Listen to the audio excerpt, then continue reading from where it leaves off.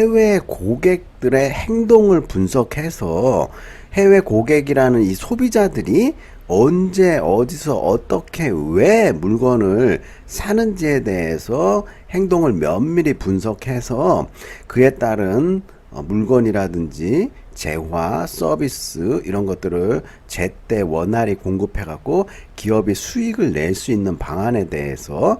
도입 사례로 설명을 좀 드리고자 해요. 앞에서 해외 시장에 대한 분석을 철저히 했으면 해외 고객의 행동 패턴을 분석을 하는 사례를 보는데,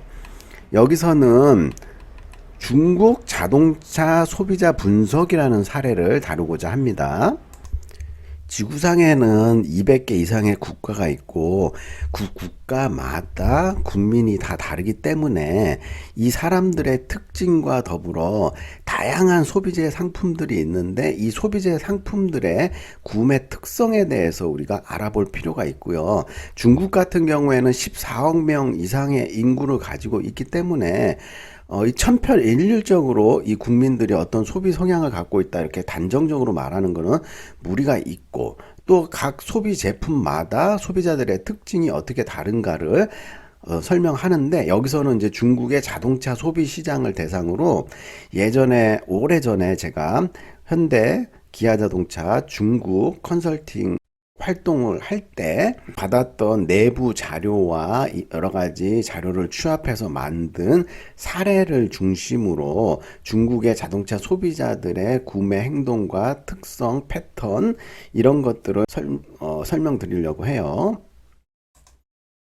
이 자료를 통해서 중국 소비자들이 어떤 특성을 가지고 있고 중국 소비자들이 자동차에 대해서 경험을 얼마나 쌓았는지를 설명하고자 하는데, 이 자료는 좀 오래됐기 때문에 지금은 중국 소비자들이 자동차에 대한 경험이 많이 쌓이고 1년에 2,500만 대에서 3,000만 대 정도 자동차가 판매되고 있는 거대 글로벌 자동차 시장이 중국 자동차 시장이다 이렇게 얘기를 할 수가 있고요. 그에 따라서 자동차에 대한 인식 수준도 굉장히 높이 중국 소비자들이 올라갔다 이렇게 얘기를 할 수가 있어요. 정보통신이 발달하고 글로벌화가 되고 중국 시장 자체 내에서의 모토리제이션이 크게 진행됨에 따라 빠르게 자동차 소비 시장이 커지고 있는데, 모토리제이션이라고 하면은 소득 수준이라든지 이런 것들에 따라 가지고 GDP가 어느 정도 수준이 딱 오르면 자동차를 구매할 여력이 되기 때문에 자동차 구매가 폭발적으로 일어나는 것을 모토리제이션이라고 하고, 후진국도 그렇고 중진국, 선진국으로 거쳐가기 전에 소득 수준 그때에 따라 갖고 자동차 구매가 이제 폭발적으로 일어난 시기를 바로 모토리제이션이라고 하죠. 이렇게 모토리제이션이 일어난 시기에는 자동차 판매뿐만 아니라 부속품이라든지 액세서리라든지 그다음 관련 모든 산업들, 뭐 정비 산업이라든지 주유소라든지 이런 것들이 모두 화랑이 되기 때문에 이거에 관련된 자동차에 관련된 비즈니스를 하면은 모든 사람이 이제 돈을 벌게 되는 거죠. 이건 이제 국가별 모토리제이션 정도 및 소비자의 특징이라고 해갖고 오래된 자료라는 걸 딱 느낄 수 있는 게, 중국이 제일 밑에 있고 그 위에 중국보다 태국, 멕시코 이런 나라들이 이제 좀 더 상위의 모토리제이션 국가라 이렇게 얘기했는데, 이제는 중국이 태국과 그다음 멕시코를 다 제끼고 모토리제이션이 일어나 거대 시장으로 우리가 활용을 할 수 있다 이렇게 보고 있죠. 그다음에 국가별 자동차 인식 수준 정도 이렇게 보게 되면은 일본이라든지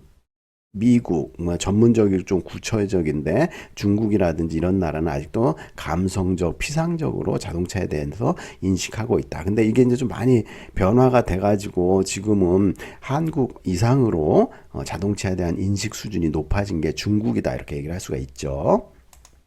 중국 소비자는 word of mouth 해갖고 구전 효과를 많이 받는 특징이 있다 이렇게 얘기를 하고, 특히 자동차 브랜드에 있어서 원산지에 대한 이미지를 중요시하고, 그 다음에 한국 브랜드에 대해서 예전에는 일본 기술을 모방하였으나 품질은 떨어지고 AS가 약한 것으로 인식되는 장애물이 예전에는 있었어요. 근데 지금은 좀 많이 바뀌어갖고 품질 면에서는 좀 우수한 편으로 생각을 하고 있고 AS망이나 이런 것도 많이 확충되었다 이렇게 볼 수가 있어요. 시간이 지남에 따라 갖고 여러 가지 특징이 변한다 이렇게 얘기를 할 수가 있고요. 중국 소비자들의 일반적인 소비 행태에 대해서 정리를 해 놓은 자료를 바탕으로 좀 설명을 드리자면은, 소비 행태에 있어서는 중국인들은 극단적 위험 회피 성향을 갖고 있고 저축을 많이 하려는 경향이 있다. 과거에는 이제 금융 시스템이 좀 부족했기 때문에 저축을 최고로 쳤고, 매우 꼼꼼하게 따져보는 소비 행태,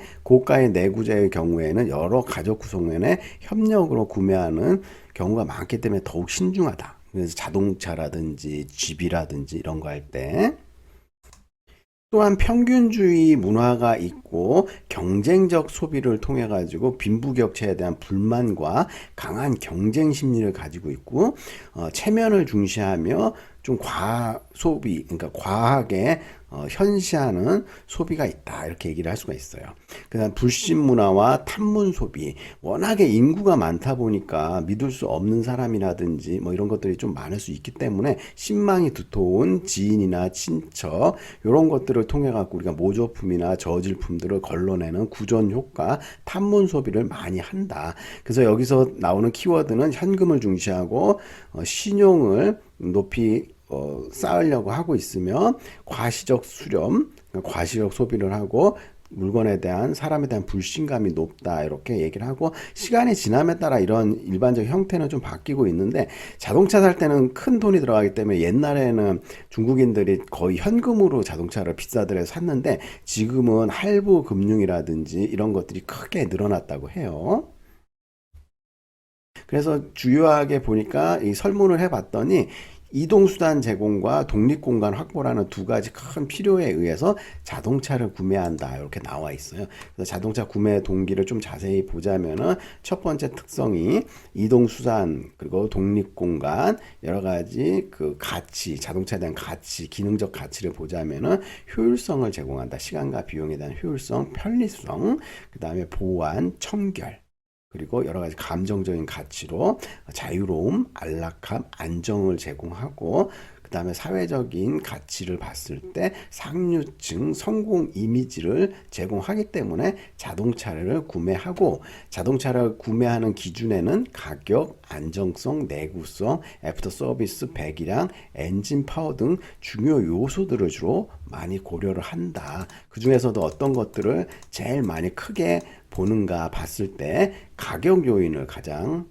중요하게 보고, 그 다음에 안전성, 내구성, AS, 배기량, 외관, 가속성 이런 순서도 대로 쭉 중요도, 중거 기준을 보고 있다. 중국인들은 자기 과시 소비를 위한 자동차 구매 니즈가 존재하기 때문에 크고 화려한 외관이라든지 풀 옵션을 이제 선호한다 이렇게 나와 있죠. 구매 결정 프로세스를 보시자면, 자기 과시를 위한 자동차 구매를 하고 여러 가지 고려 사항들을 종합적으로 봐가지고 고려를 한다 이렇게 나오고, 외국 브랜드에 대한 선호도가 높아 합작 회사의 경우 브랜드 선호도를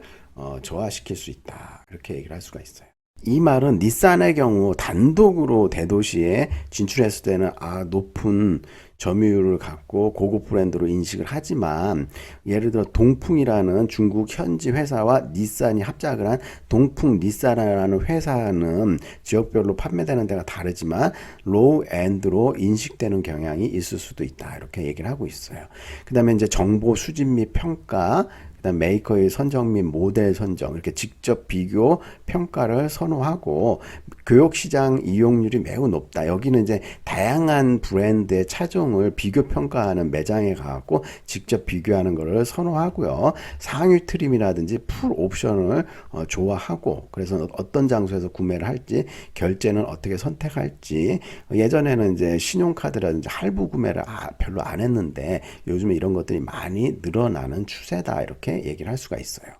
네이버에서 북경 현대 자동차라고 키워드를 넣어서 검색했더니 다양한 자동차 그림 이미지들이 이렇게 쭉 나오고 있는데,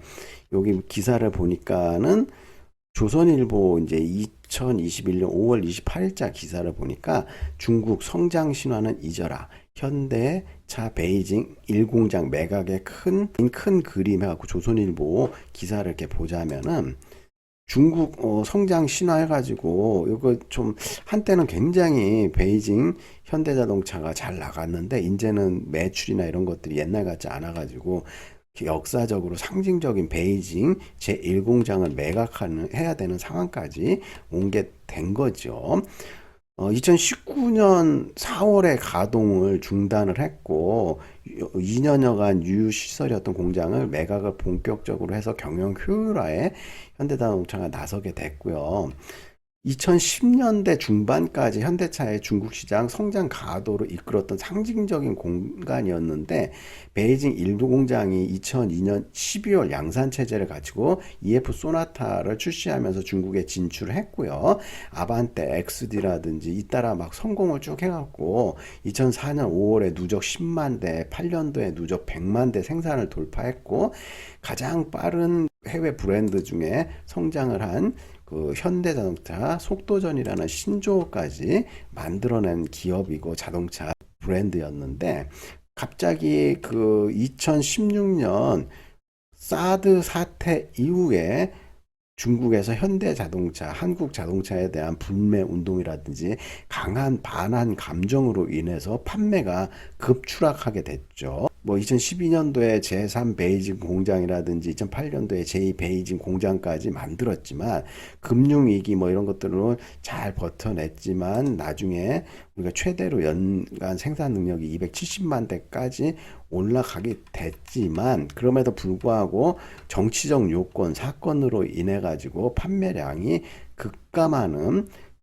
중국에서 2조 원 가까운 적자를 보기도 했죠. 사드 문제뿐만 아니라 제품 전략에 있어서도 좀 문제가 있다고 이 기사에는 보고 있는데 경쟁 브랜드 대비 저렴한 가격을 앞세운 가성비를 내놨는데 중국 현지자동차 업체가 현대차보다 더 저렴한 가격을 내서서 이제 물량 공세도 펼치고 고급 자동차 시장은 유럽 브랜드가 이제 꽉 점유하고 있기 때문에 중간에 샌드위치 신세가 돼가지고 새로운 돌파구를 좀 만들어야 되는데 그렇지 못한 좀 안타까움이 있고 향후에 현대차 넥소라든지 아이오닉, 기아 EV6, 제네시스 G80 전기 자동차 버전으로 친환경 자동차를 통해 가지고 다시 중국 제품 포트폴리오를 개선해야 된다. 지금 자동차 시장은 격변기에 있어 갖고 내연기관 보다는 이제 전기 자동차 위주로 해가지고 다시 새롭게 탈바꿈을 하려고 하고 있죠. 기존 자동차 회사들이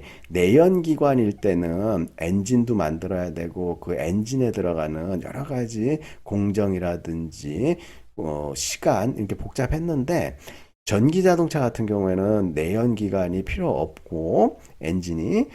모터로 해갖고 구동을 하기 때문에 훨씬 쉽게 자동차를 만들 수도 있고 성능을 개량할 수가 있어요. 그렇기 때문에 이제 전기 자동차는 이제 가전 제품으로 봐야 되는 거죠. 기계 장치 제품이 아니라 향후에는 삼성전자라든지 애플이라든지 페이스북 인 메타라든지 다양한 기업에서 이제는 자동차 산업에 진출을 하려고 하고 있고 테슬라 이런 그 자동차 회사의 역사가 짧음에도 불구하고 급성장할 수 있었던 계기가 바로 자동차 시장을 중심으로 전 세계가 재편되고 있다 이렇게 말씀을 드리고 새로운 소비자들에 대한 전략과 분석이 더욱더 필요한 시대다 이렇게 말씀을 드릴 수가 있어요.